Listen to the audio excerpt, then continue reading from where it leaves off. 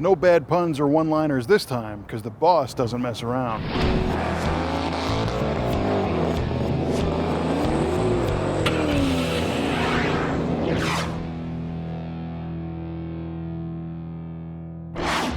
This is one of the most mythical Mustangs of all time. The engine, transmission, and rear end and suspension systems have all been selected specifically to do one thing, and that's win races. You don't have to be a Mustang fan to agree that the Boss 429 is a super bad car. It is understated in its appearance, doesn't have crazy stripes, doesn't have a big wing on the back, doesn't have louvers over the rear window and stripes up the side. All it has is a solid color, menacing stance, some Magnum 500 wheels. In this case, they're shod with Goodyear Polyglass GT tires. And it does have what is perhaps the largest hood scoop ever installed on a Mustang, or most muscle cars for that standpoint. But what it does have is the biggest engine Ford ever put in a Mustang. It's the Boss 429, 429 cubic inches that are designed to go fast and move a lot of air. And what's interesting about this car is the story on how this whole thing came about. The Boss 429 really only had one mission as an engine. It was designed and built to run harder and faster and longer than the Chrysler Hemis on the NASCAR Superspeedway. And the rulebook said to make an engine competitive and legal in NASCAR, they had to sell some to the general public. They chose to do that in the Mustang. However, the Mustang was not a NASCAR race car. The Torino Talladega was. So it's interesting that they legalized this engine in a different car and then raced it in the Talladega. And the Chrysler 426 Hemi with the hemispherical combustion chambers was already pushing Dodge Chargers in NASCAR races to record speeds. And Ford wanted a piece of that action, so they came up with the Boss 429.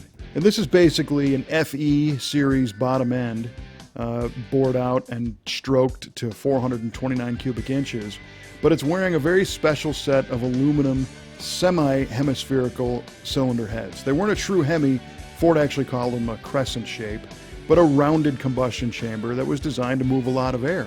And the rumor is that the exhaust ports are so big that somebody equated them to being similar to a shotgun blast.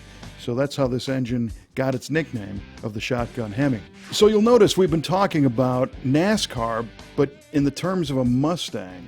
So somebody made the decision along the way to say, hey, we're going to make this engine legal for NASCAR, but in the process, we're going to build the baddest Mustang ever. And to get this massive shotgun motor under the hood of a Mustang took quite a bit of work.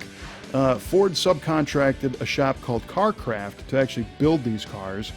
They sent them basic Mustang sports roof cars in which they gutted the whole front suspension and ripped the shock towers out and modified the whole front end to accommodate this giantly wide Boss 429. And once the engine was in there, they realized that there was no room for very many accessories, so you couldn't get air conditioning, for example. They shrunk the power brake booster so you could have power brakes, and they made a bunch of other chassis improvements. The car sat a little bit lower. They added a rear sway bar because it was kind of nose heavy now with this big motor in it. But if you look a little bit closer, you'll notice that it came with a smog pump to help the emissions. Well, that robs power. It also came with a relatively small camshaft considering the airflow capabilities of these cylinder heads. And what's that on top of the intake manifold is a small 735 CFM Holley carburetor, and that's rated far below the 780 CFM carb that was on top of the Boss 302, but the 429 is 127 cubic inches bigger, plus it had those mammoth cylinder heads. So the question is, did Ford put low performance parts on these things to sell them to the public to try and keep the insurance premiums down? I think we should also point out that the Boss 429 Mustang was not the fastest thing on the street when they first came out. And you'd think with all this cubic inches and power and high flow heads and all that jazz that these things would be rocket ships. But in reality, a regular Cobra Jet Mustang would oftentimes beat these things in the quarter mile. You had to change a few things to really make these things scream. One of them was put a bigger carburetor on it. Number two, give it a little more compression. Number three, lose the street-friendly hydraulic camshaft. in favor of a more radical solid cam. Another factor is that Ford had what was called a product acceptability standard, which mandated that all the Ford cars had to perform certain basic functions on the street. They had to start when they were hot or cold, they had to idle in traffic, they had to run smoothly at various engine RPM and various speeds. You know, because basically they were setting a standard for cars like the Lincoln Continental and the smooth-running Ford Torinos.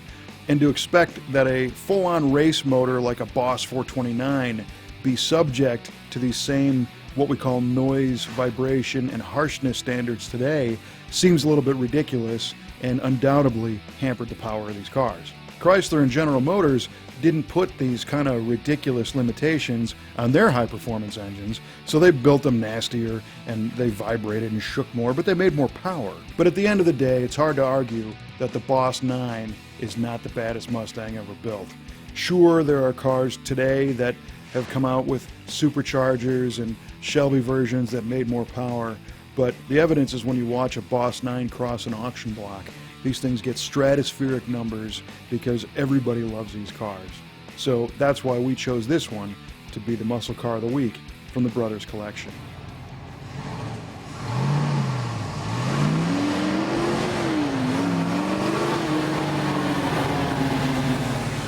These Boss 429 Mustangs are truly the stuff of dreams. And sometimes it's hard for me to believe that they let me stand next to all these awesome cars from the Brothers collection, but that's how we get to share them with you. What's your dream car? Post it up on our Facebook page or in our musclecaroftheweek.com forum.